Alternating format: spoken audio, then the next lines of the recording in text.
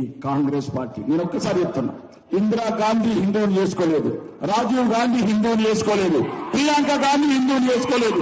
నరనరాల విషము నింపుకున్న కుటుంబం, నరనరాల విషము నింపుకున్న కుటుంబం ఈ దేశ ద్రోహుల పార్టీ, ఈ ధర్మానికి ద్రోహం చేసే పార్టీ.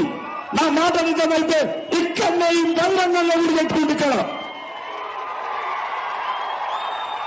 కాబట్టి దయచేసి మన దేశం కాని పౌరాలు పౌరత్వం తీసుకొని, పౌరసత్వం తీసుకొని, పాస్పోర్ట్ తీసుకొని ఈ దేశంలో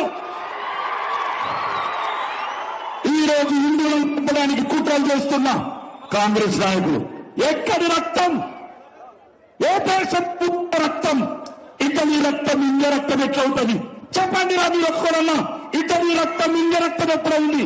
రక్తం రక్తమే, శత్రువుల రక్తం.